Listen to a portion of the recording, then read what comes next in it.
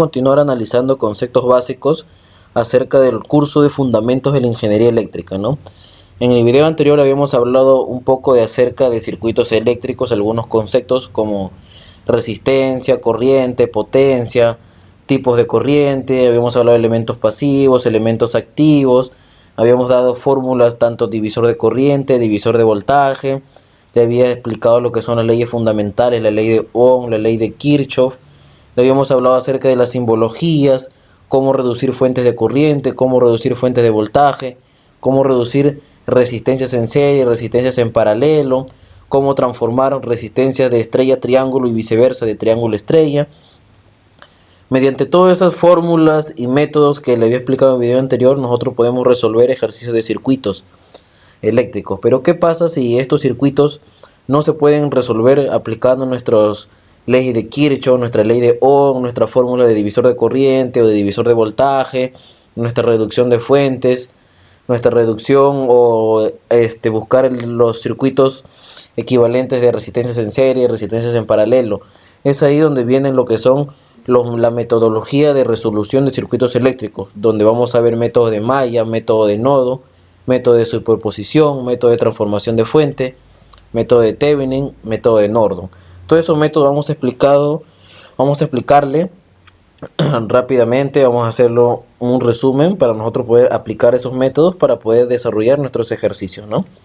Por ejemplo, el método de mallas. En este método, el análisis de malla utiliza lo que es la ley de voltaje de Kirchhoff para determinar las corrientes en el circuito.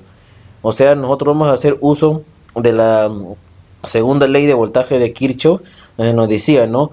La fuente total de voltaje, la fuente principal, es igual a ¿qué? A la sumatoria de los voltajes de caída de tensión, ¿no? Dentro de una malla eléctrica, de un circuito cerrado, ¿verdad?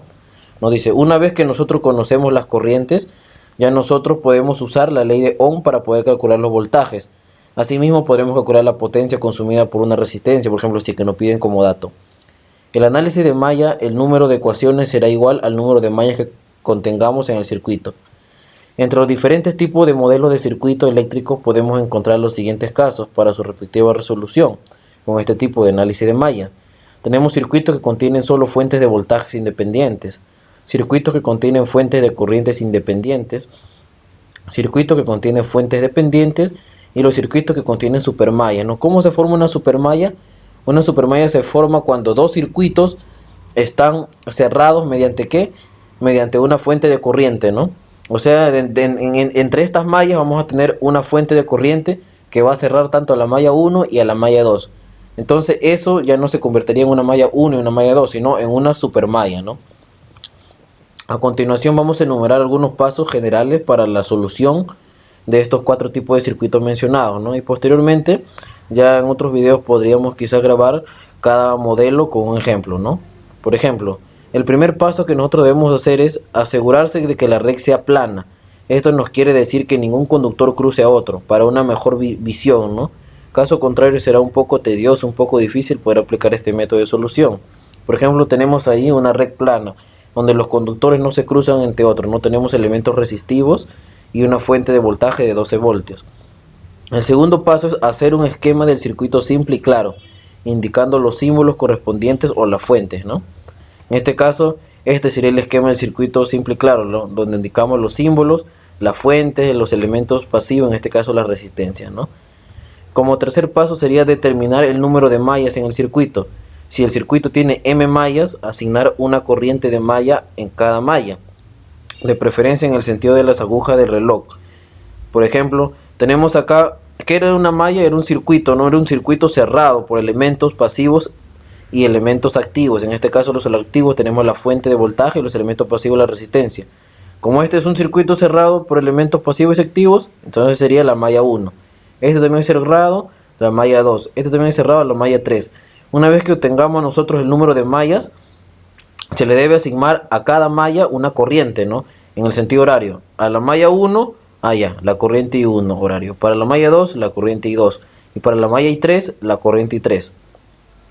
¿Qué nos quiere decir el cuarto paso? Dice, si el circuito contiene únicamente fuentes de voltaje, se aplica la ley de voltaje de Kirchhoff en cada malla. Por ejemplo, aquí tenemos solamente una única fuente de voltaje, acá no tenemos fuentes de voltaje, acá tampoco. Entonces aplicamos lo que es la ley de voltaje de Kirchhoff, que decía la fuente de voltaje es igual a la sumatoria de las caídas de tensión en cada elemento pasivo, en cada resistencia en este caso, ¿verdad? Entonces sería 125 voltios igual a ¿qué? Acá hay voltaje, si hay, que sería la corriente I1 que atraviesa por 2, ¿no? O sea, sería 125 voltios igual a ¿qué? A 2 ohmios por la corriente I1 más 6 ohmios, en este caso sería la corriente I1 menos la corriente I2, y acá más 5 ohmios igual por I1 menos I3, ¿no? Porque esta corriente también pasa por esta resistencia.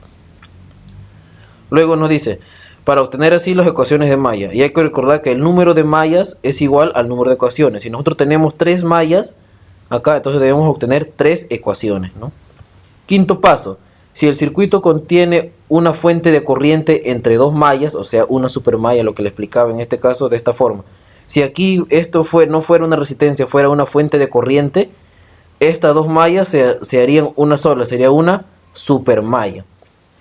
Dice, si contiene una fuente de corriente entre 2 mallas, o sea, una supermalla, mentalmente vamos a reemplazar dicha fuente por un circuito abierto, es decir, lo vamos a abrir, reduciendo de esa manera el número de mallas en una sola. O sea, si hay 2 mallas, como abrimos ese circuito, va a ser solamente una malla, ¿no? Llamado supermalla. En las mallas resultantes se debe aplicar la ley de voltaje de Kirchhoff para obtener las respectivas ecuaciones de malla. Y se va a relacionar las fuentes de corriente con las respectivas corrientes de malla para obtener la ecuación de restricción. Por ejemplo, en este caso de acá, tenemos acá 2 mallas, 1 y 2, pero nos damos cuenta que entre las 2 mallas hay una fuente de corriente, entonces vamos a abrirlo, es decir, vamos a cortar acá, le eliminamos y estas 2 mallas se van a convertir en una sola, en una supermalla. Pero ustedes dirán, ¿el número de mallas es igual al número de ecuaciones? Sí, tengo 2 mallas, entonces debe haber 2 ecuaciones, pero como voy a abrir, se va a convertir en una sola malla, voy a tener una sola ecuación, pero una sola ecuación me va a permitir hallar solamente un valor de corriente, ya sea I1 y I2. Y el otro valor, ¿cómo lo obtengo? Para eso nos dice aquí que vamos a relacionar las fuentes de corriente para obtener la ecuación de restricción. En este caso, la ecuación de restricción sería la corriente que ingresa, o sea, que ingresa por la cola de la fuente, menos la corriente que ingresa por la cabeza. En este caso sería I2 menos I1 es igual a 0. Así sería la ecuación de restricción. Como sexto paso, dice, se ordenan las ecuaciones. Una vez que hemos obtenido ya todas nuestras ecuaciones, vamos a resolver estas ecuaciones aplicando nuestros conocimientos matemáticos y así vamos a obtener las corrientes de malla, ¿no? Resolviendo nuestras ecuaciones vamos a obtener el valor de la corriente I1 y I2, y así nosotros vamos a poder retornar a nuestra red original como nos daba el problema y vamos a poder obtener el resto de las incógnitas, voltajes, corrientes, potencias, resistencias, ¿no? Y es así como se aplica el método de mallas. El método de nodos es muy parecido. Nos dice que en este método de nodos las variables en el circuito se eligen como los voltajes de los nodos. Los voltajes de los nodos se definen con respecto a un punto común en el circuito. Un nodo se selecciona como nodo de referencia y todos los voltajes de los otros nodos se definen con respecto al nodo de referencia. Es frecuente que el nodo de referencia sea el nodo que contiene más ramas conectadas, y ese nodo es frecuentemente llamado el nodo tierra, ¿no? Porque se dice que está a potencia de tierra cero. Entre los diferentes tipos de modelos de circuito eléctrico podemos encontrar los siguientes casos para su respectiva resolución con el análisis de nodos. Tenemos circuitos que contienen solo fuentes de corrientes independientes, circuitos que contienen fuentes de voltajes independientes, circuitos que contienen fuentes dependientes y los circuitos que contienen supernodos, ¿no? Vamos a ver después qué es un supernodo. A continuación vamos a enumerar algunos pasos generales de solución para los 4 tipos de modelos de circuitos. Y posteriormente ya en otros videos quizás podemos grabar unos ejemplos para ver cómo se resuelve este tipo de circuito aplicando el método de nodos, ¿no? Dice, primero, hacer un esquema del circuito simple y claro, indicando todos los valores de la resistencia y la fuente con sus respectivos símbolos. Tenemos aquí, ¿no? Simple y claro, y vamos a indicar con sus respectivos símbolos y valores. Identificar el número de nodos que tiene el circuito. Si el circuito tiene n nodos, elegir uno de ellos como nodo de referencia y escribir un voltaje de nodo en cada nodo. Tendremos entonces los voltajes de nodo B1, B2, B3 hasta un Bn, ¿no? ¿Qué era un nodo? Un nodo es la unión de ¿qué? De 3 o más ramas eléctricas, ¿no? Esos son los conceptos que vimos en videos pasados. Por ejemplo acá tenemos un nodo, ¿verdad? ¿Por qué? Porque es la unión de 3 ramas eléctricas, ¿no? Acá tenemos un nodo, en este caso vendría a ser un nodo ficticio nada más, ¿no? Porque solamente son dos ramas eléctricas. Y acá también sería un nodo ficticio. Acá tenemos otro nodo, sí, porque tenemos una rama, dos ramas, tres ramas eléctricas, ¿no? Entonces elegimos como un nodo de referencia a este nodo porque tiene más ramas eléctricas, ¿no? Normalmente se le llama nodo tierra y se conecta a tierra porque está un potencial cero, ¿no? Como tercer paso, dice, si el circuito contiene únicamente fuentes de corriente, aplicamos la ley de corriente de Kirchhoff para obtener las ecuaciones de nodo, ¿no? ¿Qué nos decía la ley de corriente de Kirchhoff? Corrientes que ingresan a un solo nodo es igual a las corrientes que salen del mismo nodo, ¿verdad?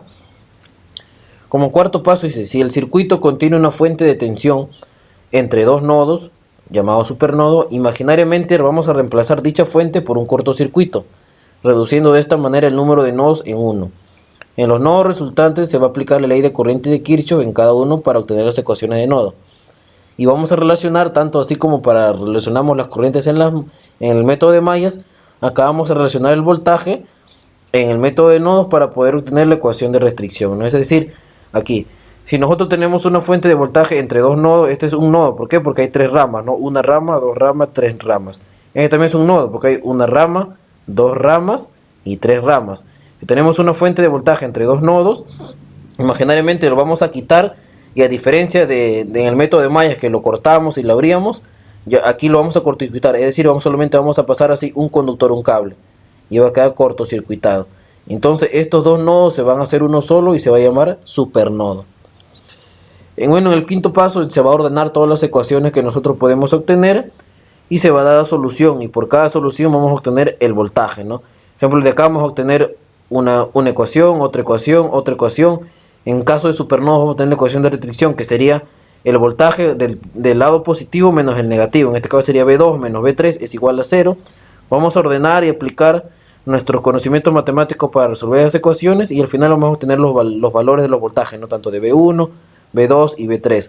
Luego vamos a regresar al problema original, y con esos valores que tenemos vamos a poder dar soluciones a las incógnitas que nos presente el problema, ¿no? Ya sea corriente, voltajes, potencia, resistencias, y las distintas incógnitas que nos puede ofrecer.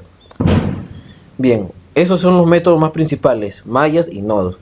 Pero también tenemos métodos de principio de superposición. Nos dice, el principio de superposición establece que en un circuito lineal que contiene múltiples fuentes independientes, la corriente o el voltaje en cualquier punto de la red puede calcularse como la suma algebraica de las soluciones individuales de cada fuente al actuar sola en el circuito. Cuando se determina una solución debido a fuentes independientes, cualquier fuente de voltaje restante se hace cero al reemplazar por cortocircuito.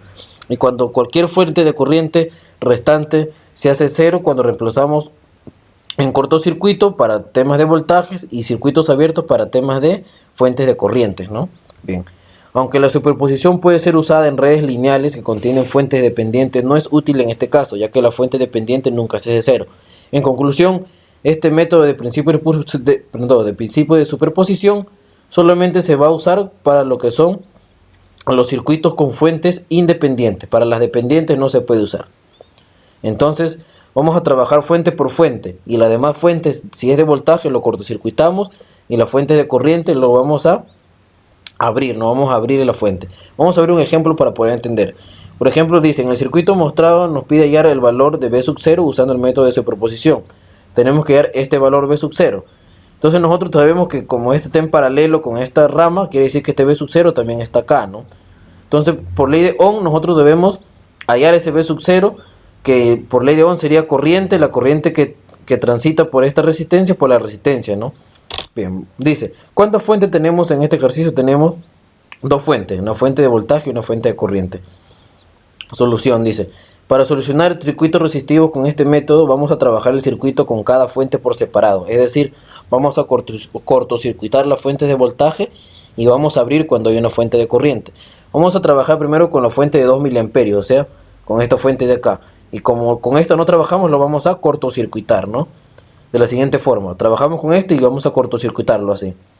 Y entonces ahí, nosotros ¿qué podemos?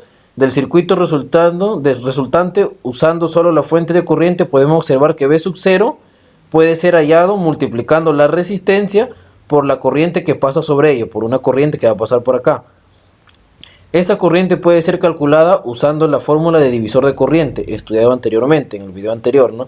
O sea, nosotros vamos a tener que hallar esta corriente I sub 0 que va a pasar por esta resistencia, Y al multiplicar corriente por resistencia nos va a dar el voltaje, ¿verdad? ¿Cómo llamamos I sub 0? ¿Se acuerda de la fórmula de divisor de corriente? ¿A qué va a ser igual I sub 0? A la fuente total, en este caso 2 miliamperios, por la resistencia vecina, que sería la resistencia equivalente de estas dos resistencias de serie, que sería 3 kilo ohmios entre 3 kilo ohmios más 6 kilo ohmios, ¿no? De la siguiente forma. 2 por 10 a la menos 3, porque es 2 miliamperios, ¿no? Esta es la fuente de corriente total por la resistencia vecina, que era dos resistencias de serie, una de 1 ohmio y la otra de 2 ohmios. Lo sumamos porque están en serie. Recuerden que las resistencias en serie se suman entre la suma total de las resistencias. ¿Cuántas resistencias hay? En este lado de acá sería 3 más 6, 9, ¿no? 9K, que es kilo ohmio, K 10 al cubo. Entonces vamos a operar este resultado y nos va a hacer que esa corriente I sub 0 va a ser igual a ¿cuánto? A 2 tercios miliamperios. Luego vamos a multiplicar 2 tercios por 6 kilo ohmios y vamos a tener el valor de B sub 0. Pero este B sub 0 es un B sub 0 prima. O sea, es un B sub 0 primero, que hemos trabajado solamente con la fuente de corriente. Ahora vamos a trabajar con la fuente de voltaje. Trabajamos con esa fuente, en este caso la fuente de corriente la vamos a abrir. Y si ustedes se dan cuenta, nosotros podemos aplicar ahí ¿qué cosa? Nuestro divisor de voltaje. Dice, el circuito resultante, al solo usar la fuente de voltaje, podemos ver que el circuito inicial se convierte en una sola malla. Y podemos hallar B sub 0 de manera directa aplicando la fórmula de divisor de voltaje. Aplicando el divisor de voltaje, ¿a qué era igual esto? Este viene a ser como la fuente total, vendría a ser la fuente total por su resistencia 6 kilo ohmios entre la suma y la resistencia, ¿verdad? Así lo tenemos. La fuente total por su resistencia, que es 6 kilo ohmios, entre la suma y la resistencia es 9. Operando vamos a tener que B segunda va a ser 2 voltios. Al final vamos a sumar todos nuestros valores de tensión obtenidos por cada fuente y ese va a ser nuestro resultado. Que B sub 0 va a ser igual a ¿qué? A B sub 0 primera más B sub 0 segundo, y esto va a ser un valor de 6 voltios. Y es así como se aplica el método de superposición, ¿no? Bien. Luego vamos a tener también el método de principio de transformación de fuentes ideales. ¿Qué nos quiere decir?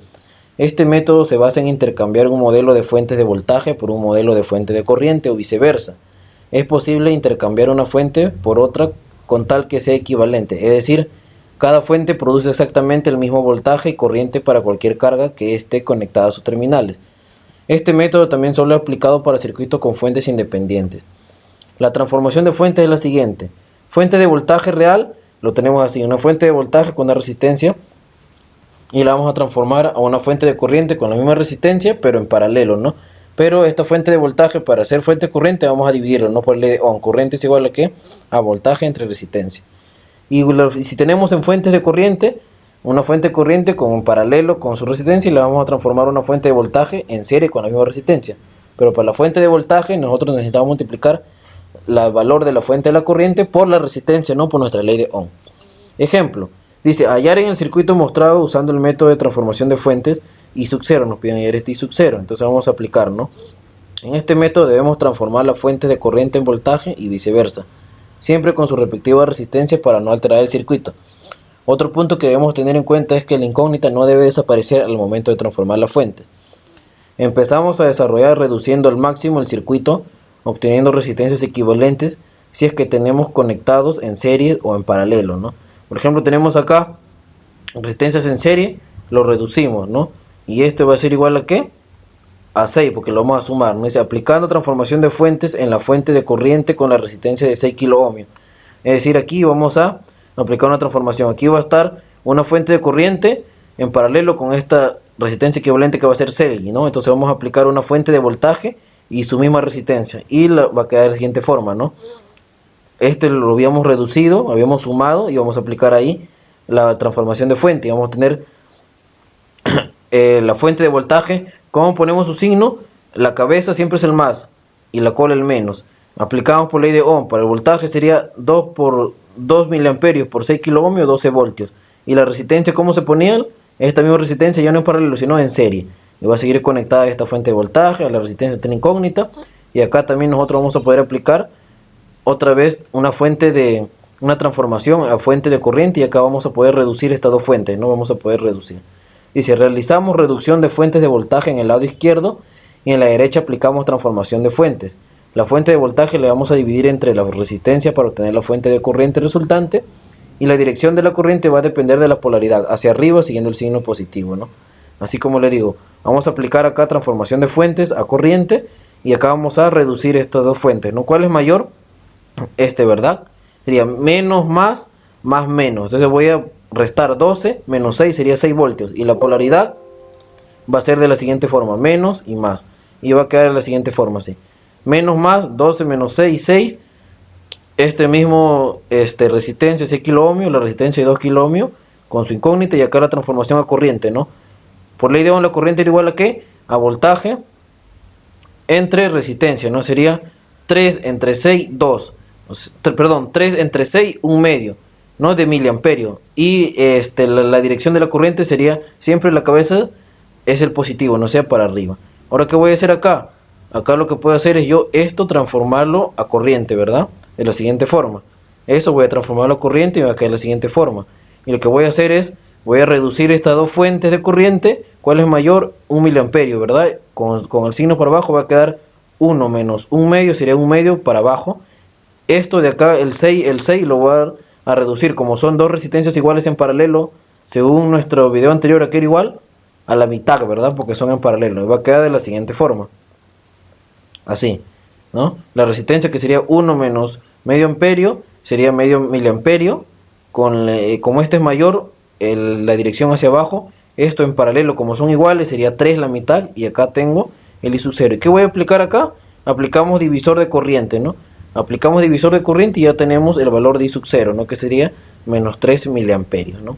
Y así nosotros podemos aplicar nuestro método de transformación de fuentes ideales. Y por último tenemos el método de teorema de Thevenin y Nordon. ¿Qué nos dice? Si deseamos encontrar la corriente, el voltaje o potencia de un circuito que entrega alguna resistencia de la red a la cual llevaremos carga, podemos aplicar el siguiente método de solución. Método de Thevenin, método de Nordon. ¿En qué consiste eso? Dice, si tenemos la siguiente red con la resistencia de carga, tenemos acá una red donde hay fuentes de voltaje, elemento pasivo y la resistencia de carga donde están las incógnitas, ¿no? El teorema de Thevenin nos dice que podemos reemplazar toda la red del circuito, excepto la resistencia de carga, por un circuito equivalente que contenga solo una fuente de voltaje independiente, en serie con una resistencia de tal forma que la relación de voltaje-corriente en la carga se conserve sin cambio. O sea, quiere decir que toda esa red que habíamos visto lo podemos reemplazar por un teorema de circuito de Thevenin. Contenemos un voltaje de Thevenin y una resistencia equivalente y la carga, ¿no? Y de la misma forma para el teorema de Nordon, simplemente que ya sería una fuente de corriente de Nordon con su resistencia en paralelo. Recuerden que para las fuentes de Nordon la resistencia va a estar en paralelo y para la fuente de Thevenin va a estar su resistencia en serie, ¿no? Con la carga. Acá sería en paralelo con la carga y con la resistencia equivalente, ¿verdad? A continuación vamos a describir algunos pasos para la solución de circuitos con solamente fuentes independientes. Por ejemplo, para el teorema de Thevenin el primer paso es hallar la resistencia equivalente. ¿Cómo lo hallamos? Vamos a desconectar la resistencia de carga y dibujamos todo el resto del circuito como una red muerta, es decir, una red sin fuente. Si hay fuente de voltaje lo cortocircuitamos y si hay fuente de corriente la abrimos, ¿no? Entonces la resistencia equivalente será la resultante medida en los terminales donde se ubica la resistencia de carga. ¿Cómo lo hacemos esto? Aplicando nuestras resistencias en serie o en paralelo, ¿no? Reducimos. Luego que tenemos la resistencia equivalente vamos a hallar el voltaje de Thevenin. Aquí solamente vamos a desconectar la resistencia de carga y dibujamos el resto del circuito con todas sus fuentes, ya sea de voltajes y corrientes, ¿no? El voltaje de Thevenin será el voltaje medido en los terminales donde se ubica la resistencia de carga, a circuito abierto. Y para el teorema de Nordon, de la misma forma, para el teorema de Nordon la resistencia equivalente va a ser igual a la resistencia de Thevenin, ¿no? O sea, ya lo hemos hallado. La resistencia de Nordon es igual a la resistencia de Thevenin, es igual a la resistencia equivalente, dibujando la red muerta. Y para hallar la corriente de Nordon, simplemente desconectamos la resistencia de carga y la reemplazamos por un cortocircuito. La corriente de Nordon, llamada también corriente de cortocircuito, será la corriente medida en ese cortocircuito. Nota: para el caso de circuitos con fuentes dependientes, se hallará primero el voltaje de Thevenin y la corriente de Nordon por separado, y una vez obtenida estos valores, tanto voltaje de Thevenin y corriente de Nordon, pasamos a dividir el voltaje de Thevenin entre la corriente de Nordon y así vamos a obtener una resistencia equivalente, ¿no? ¿Por qué la dividimos? Porque según la ley de Ohm, la resistencia era igual a ¿qué? A voltaje entre corriente. En este caso vamos a tener voltaje de Thevenin y la corriente de Nordon y vamos a tener así nuestra resistencia equivalente.